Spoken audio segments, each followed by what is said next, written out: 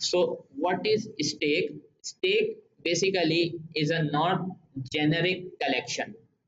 So हमने अभी तक जेनेरिक के कॉन्सेप्ट को डिस्कस नहीं किया है, और यहाँ पर लिखा हुआ आ रहा है कि stack is a non generic. यानी अभी तक इससे पहले जब हमने एलएलईस पढ़ा, हैश टेबल पढ़ा, तो उसमें ये वर्ड नहीं आया था नॉन जेनेरिक का।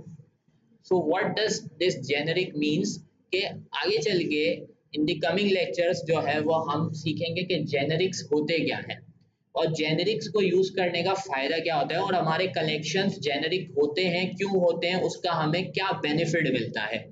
बट इधर आपके पास स्टैक क्योंकि नॉन जेनेरिक है, तो जब आप जेनेरिक का कॉन्सेप्ट पढ़ेंगे तो आप जो चीज जेनेरिक में पढ़ेंगे वो आप स्टैक में अप्लाई नहीं कर पाएंगे, क्योंकि it is a non generic collection, और जो कि काम करती है लीफो स्ट्रक्चर पे।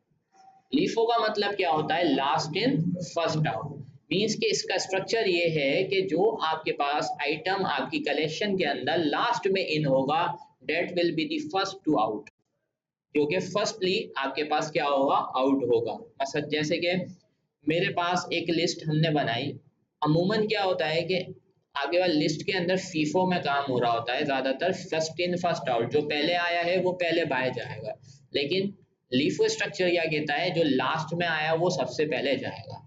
जैसे कि प्लेट्स की एग्जाम्पल है सिंपल, या बुक्स की एग्जाम्पल है। हम एक 1 बाय 1 बुक्स रखते जाते हैं, ठीक है? हमने डेस्क के ऊपर बुक्स जमा कर ली। अब क्या मिडिल से कोई बुक्स निकाल सकता हूँ या लास्ट वाली बुक को पहले निकाल सकता हूँ? नहीं, मुझे 1 बाय 1 बुक्स को निकालना पड़ेगा। लेकिन आप देखो, जो मेरे पास लास्ट बुक आई थी पहले मैं उसको निकालूंगा। तो इस तरह के स्ट्रक्चर के लिए, इस तरह के काम के लिए हम यूज करते हैं लीफो स्ट्रक्चर को, और स्टैक वो स्ट्रक्चर हमें प्रोवाइड करता है, ठीक है? So when we need first in, last in, first out access to items of a collection, we use stack. That means the item which is added last will be removed first. जो last में add होगा वो पहले remove होगा, ठीक है?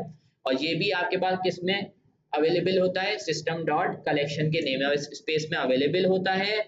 जब हम किसी आइटम को इंसर्ट कराते हैं उसको हम कहते हैं क्या? पुश, ठीक है? We are pushing an item into the stack. और जब हम एक आइटम को रिमूव कराना चाहते हैं, so it means we are removing an item, उसको हम कहते हैं पॉप। पॉपिंग और पुशिंग, ये दो ऑपरेशन आपके पास परफॉर्म होते हैं जब भी हम किसी स्टैक की बात करते हैं। स्टैक कलेक्शन या स्टैक डेटा स्ट्रक्चर की भी बात करेंगे तो स्टैक के अंदर जो मेजर दो ऑपरेशन आपको मिलते हैं जो आप इसके साथ कर सकते हैं, वो एक है push, push means to insert something, और पॉप टू रिमूव समथिंग, ठीक है?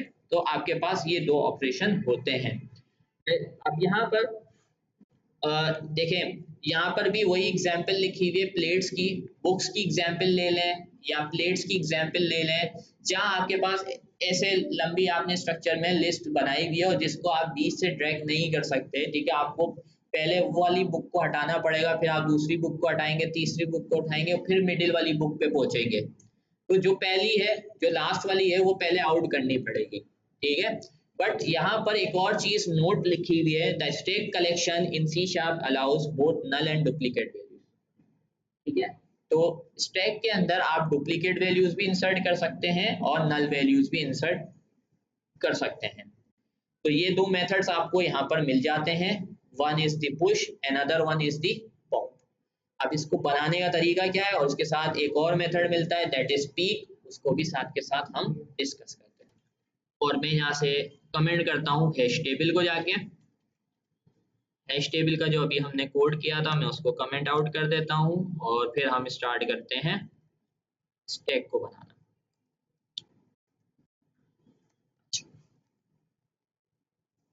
स्टैक कैसे बनाएंगे? नेम स्पेस ऐड किया हुआ है, ठीक है, ऊपर स्टैक। अब स्टैक को कोई भी नाम दे दें, लेट्स से बुक्स, ठीक है, इक्वल्स टू न्यू स्टैक। ये आपने स्टैक बना लिया। अब इसके अंदर आप बुक्स डॉट ऐड करें, ठीक है? देखें यहाँ पर ऐड का ऑप्शन नहीं मिल रहा, मिल रहा है? नहीं, यहाँ पर आपके पास क्या मिलेगा?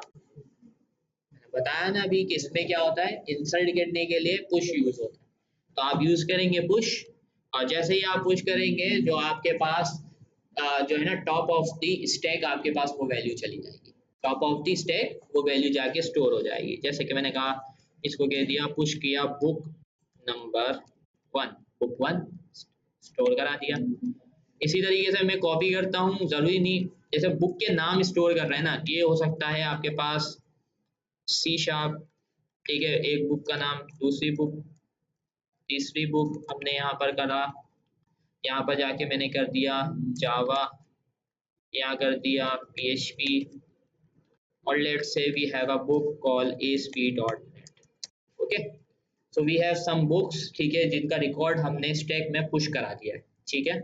सो अब ये डेटा मैंने पुश करा दिया है, तो लेट्स सी कि क्या हम स्टैक के अंदर इंडेक्स के थ्रू ऑपरेट कर सकते हैं।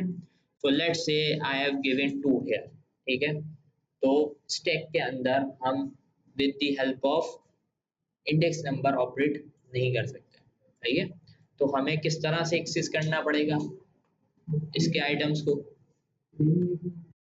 तो हम फॉर ईच लूप की मदद से ही इसको एक्सेस करेंगे। देखें अभी तक यहाँ पर अगर मैं आपको एग्जाम्पल कोड भी दिखाऊं, यहाँ पे मेरे पास एग्जाम्पल कोड भी लिखा हुआ है।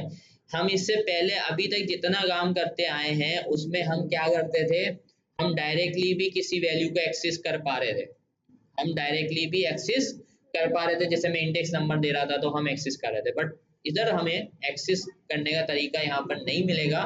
तो हमें एक्सेस करने के लिए क्या करना पड़ेगा, अपना फॉर ईच लूप लगाना पड़ेगा।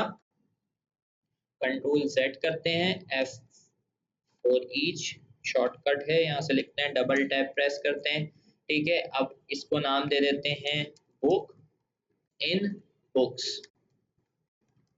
तो जब आप फॉर ईच लूप वगैरह भी बनाते हैं ना तो उसको इसी तरीके से यूज करते हैं, ठीक है, मतलब सिमिलर नेम दे रहे होते हैं कलेक्शन को भी। तो यहाँ पर आपने बोल दिया बुक, ठीक है, एक्सेस किसको करना है, एक एक बुक को एक्सेस करना है। सो लेट्स सी कि अब हमारे पास क्या रिजल्ट आता है। सो हमारे पास आप देखो टॉप पे कौन सी वैल्यू आई है, ठीक है ना, लास्ट वाली, क्योंकि टॉप क्या बनता है हमेशा, जो आपने लास्ट इंसर्ट किया होती है that is your top value stack के अंदर, ठीक है। क्योंकि जब हम आखिर में जब इसको पुश कर रहे हैं तो वो टॉप पे जा रही है, और जब हम पॉप करेंगे तब भी टॉप से ही वैल्यू जाएगी, ठीक है। So last in first out का मतलब ये है कि भले वो लास्ट इन हुई है वो फर्स्ट पे रहती है, फिर हम उसको जब पॉप करते हैं तो वही वाली आउट होती है। तो लेट्स से कि अब मैं क्या करता हूँ, मैं यहाँ से एक वैल्यू को पॉप करता हूँ, मैंने कहा, और जो भी वैल्यू हम पॉप करते हैं ना उसको पॉप करके हम उसका रिजल्ट रख सकते हैं, मतलब हम उसको स्टोर करा सकते हैं किसी वेरिएबल पे। लेट्स से कि मैंने कहा मेरे पास स्ट्रिंग वैल्यू है और मैंने कहा बुक बी, ठीक है, और मैंने कहा मुझे क्या करना है, पॉप करना है बुक डॉट बुक्स डॉट, यहाँ पर मैंने लिखा पॉप। सो अब जो भी बुक से पॉप होगी वैल्यू वो इसमें स्टोर होनी चाहिए, पर हमारे पास यहाँ पर एरर आ रहा है। क्या एरर दे रहा है, can not implicitly convert object to string, क्योंकि ये ऑब्जेक्ट टाइप है तो इसको हम स्ट्रिंग में कन्वर्ट नहीं कर सकते, तो हम यहाँ पर अभी फिलहाल इसको वार बना देते हैं, ठीक है। तो हमने इसको ऑब्जेक्ट की तरह यहाँ पर ले लिया। अब जो भी वैल्यू होगी वो किस में जाके स्टोर हो जाएगी, बी। तो इन दिस कंडीशन अभी आपके पास क्या वैल्यू मिलनी चाहिए बी के अंदर, ASP.NET, क्योंकि टॉप पे कौन सी वैल्यू मौजूद है, ASP.NET। हमने क्या यूज किया है, पॉप, ठीक है। पॉप का मतलब है कि कुछ आउट करना, ठीक है, रिमूव करना। अब रिमूव जो वैल्यू की है वो हमने बी में स्टोर कराई है, किसमें कराई है, में। लेकिन अभी क्योंकि हमने फॉर ईच लूप से पहले क्या किया है, पॉप कर लिया है, तो अभी चल के हम देखते हैं कि क्या हमारे पास ASP.NET की वैल्यू आ रही है, नहीं आ रही, ठीक है। लेकिन अगर आप चाहते हैं कि जो वैल्यू डिलीट हुई है उसको भी देखें तो उसको आप किसी वेरिएबल में यहाँ पर स्टोर करा के भी रख सकते हैं। जैसे आप ट्रैक रखना चाह रहे हैं कि ये वैल्यू आपके पास डिलीट हुई, फिर ये वैल्यू डिलीट हुई, इसका ट्रैक रखना चाह रहे हैं, तो फिर आप उसको पॉप करके किसी वेरिएबल के अंदर भी स्टोर करा सकते हैं। लेट्स से मैं यहाँ पर इसको प्रिंट करना चाह रहा हूँ, मैंने कहा pop after pop operation we get this value, सो यहाँ पर मुझे किसको प्रिंट कराना है, बी में मैंने वो वैल्यू फेच करी है तो मैंने यहाँ पर बी को प्रिंट कराया और लेट्स रन दिस। तो अब अगर मैं इसको रन करूंगा तो आप देख सकते हैं कि आफ्टर पॉप ऑपरेशन हमें क्या वैल्यू मिली है, ASP.NET। अब ASP.NEट आपकी स्टैक का पार्ट नहीं है, स्टैक में से वो क्या हो चुका है, रिमूव हो चुका है, लेकिन हमने स्टैक में से रिमूव करके उसको हमने कहीं स्टोर करवाया है। अब ये हमारे ऊपर डिपेंड करता है, अगर हम स्टोर करना चाहते हैं तो स्टोर करेंगे, अदरवाइज हम स्टोर नहीं करेंगे। चलिए आगे चलते हैं। इसके बाद यहाँ पर पुश एंड पॉप के बाद एक और मेथड मिलता है जिसको हम कहते हैं peak. Peek method is used to return the object from the top of the stack without removing it।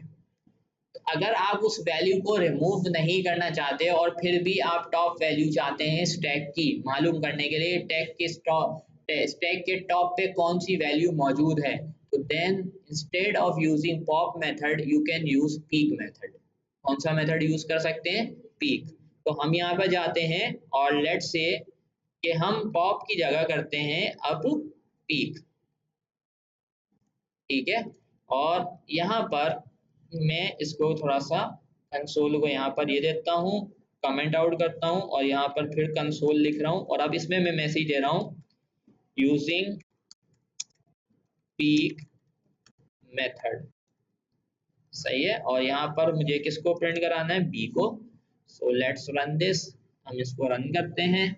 आप देखें स्टैक के अंदर भी ASP.NET की वैल्यू मौजूद है और यहाँ पर भी बी के वेरिएबल से भी मुझे वो वैल्यू मिल रही है। सो बेसिकली आपके पास इस पीक मेथड का मतलब क्या है कि अगर आपको विदाउट रिमूविंग उसको टॉप वैल्यू को चाहिए स्टैक की तो आप क्या यूज करेंगे, पीक मेथड को यूज करेंगे। यहाँ तक क्लियर है सबको, कोई क्वेश्चन? अच्छा, अब यहाँ पर थोड़ा सा मैं थ्योरी की तरफ लेके चलूँ तो यहाँ पर एक चीज लिखी हुई है कि देखें,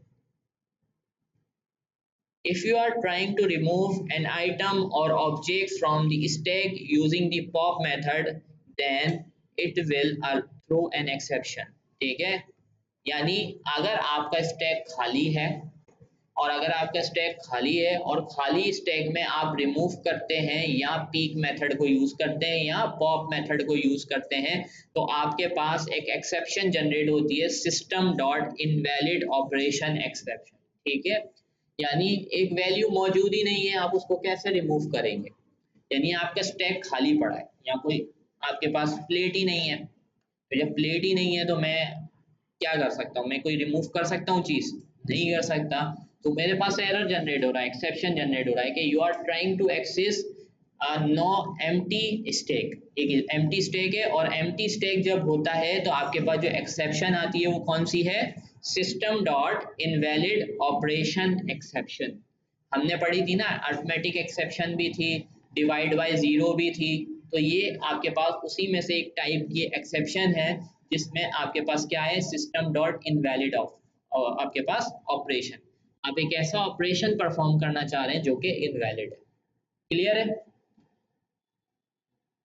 ये यहाँ पर एग्जाम्पल कोड लिखा हुआ है, आप लोग भी यहाँ से ये डॉक्यूमेंट आई थिंक मैंने गर्ल्स में से भी किसी को फॉरवर्ड कर दिया था, बॉयज में से भी फॉरवर्ड कर दिया था।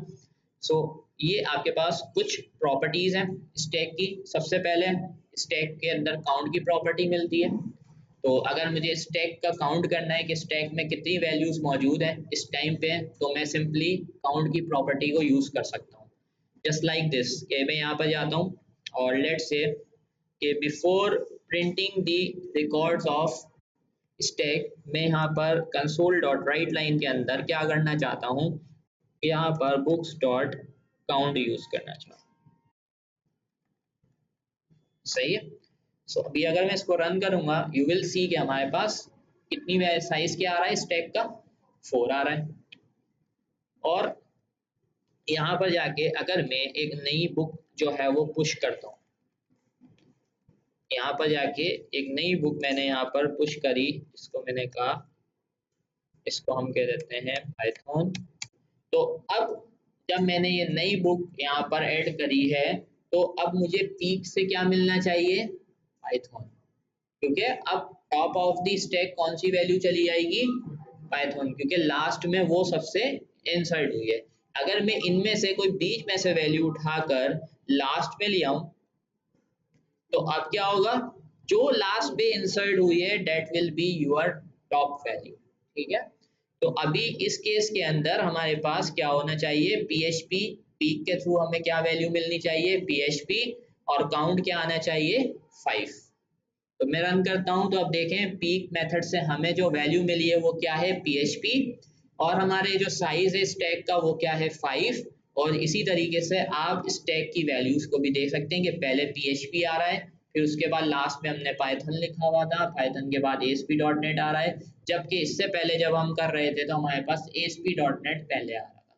तो जैसे जैसे आप वैल्यू इंसर्ट करते जाएंगे, जो वैल्यू जैसे इंसर्ट हुई है उस हिसाब से आपका स्टैक का बिहेवियर चेंज होता जाएगा। उसके बाद भी हमारे पास यहाँ पर मेथड है कंटेंट्स का, जैसे कि हमारे पास सिंपल एरे लिस्ट के अंदर मेथड का कंटेंट्स का था। अगर हमें स्टैक के अंदर कोई वैल्यू को सर्च करना है कि ये वैल्यू स्टैक के अंदर मौजूद है या नहीं, तो हम कंटेंट्स मेथड को यूज कर सकते हैं। लाइक दिस, लेट्स से कि मैं यहाँ पर आता हूँ और मुझे सर्च करना है कुछ, मुझे कोई बुक ऐसा प्रोग्राम बनाना है, जैसे कि आप कोई लाइब्रेरी मैनेजमेंट सिस्टम बना रहे हैं, ठीक है, तो उसके अंदर बुक को सर्च करना है, और अगर वो बुक्स आपके पास आपके स्टैक में मौजूद है या फिर आपके लिस्ट में या कलेक्शन में मौजूद है, तो उस टाइम पे आप ये कंटेंट्स मेथड को यूज़ कर सकते हैं और उस लिस्ट में से ये डेटा सर्च करके दिखा सकते हैं। ठीक है तो यहाँ पर मैं बोलता हूँ स्टैक का नाम क्या है, बुक्स डॉट कंटेंट्स, और मैं यहाँ पर बोलता हूँ कि हमारे पास अगर यहाँ पर आपको मिल जाता है let's say ASP dot, spelling में चेक कर लेता हूँ, अच्छा मैंने कैपिटल में दिया है ASP.NET, अगर ये वैल्यू हमारे पास मौजूद है तो हम कंसोल डॉट राइट लाइन में लिखना चाहते हैं वैल्यू फाउंड, वरना अदरवाइज हम यहाँ पर एल्स पार्ट के अंदर क्या कर देते हैं, वैल्यू नॉट फाउंड। तो यहाँ पर हम दे देते हैं वैल्यू नॉट फाउंड। सिंपली हमने छोटा सा एक कोड लिखा है, इसको रन करते हैं। So now you will see कि हमारे पास क्या आ रहा है, वैल्यू फाउंड। ठीक है, क्योंकि ASP.NET की वैल्यू हमारे पास हमारे स्टैक में मौजूद है। हम ऐसी कोई वैल्यू देते हैं जो स्टैक में मौजूद नहीं है, जैसे कि मैंने कहा C। अब रन करते हैं तो अब आप देखिएगा कि मेरे पास यहाँ पे लिखा हुआ आ रहा है वैल्यू नॉट फाउंड। तो कंटेंट्स का मेथड जो हमने एरे लिस्ट में पढ़ा था, फिर हमने हैश टेबल में पढ़ा, पर उसमें थोड़ा सा डिफरेंस था कि उसमें वो कीज पे भी काम करता है अलग, और वैल्यू के लिए अलग मेथड है, पर स्टैक में और एरे लिस्ट में सेम मेथड आपके पास है।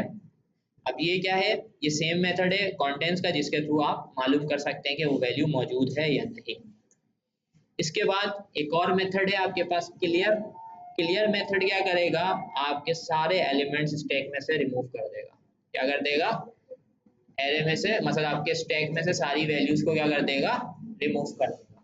तो रिमूव करने के लिए हम क्या यूज कर सकते हैं, यहाँ पर जैसे कि मुझे स्टैक को खाली करना है, ठीक है, तो लेट्स से कि मैंने यहाँ पर आकर ये किया हुआ है ना, काउंट करने के बाद, ठीक है, यहाँ पर मैंने क्लियर कर दिया, तो मैं करता हूँ यहाँ पे बुक्स डॉट क्लियर,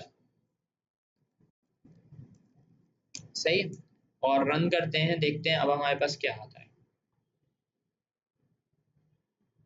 सही है, तो क्योंकि खाली आ रही है, कोई भी वैल्यू नहीं आ रही, तो मेरे पास साइज 5 क्यों आ रहा है स्टैक का, मैंने क्लियर कर दिया तो 0 आना चाहिए था ना साइज, तो साइज ये 5 क्यों दिखा रहा है, कौन बताएगा।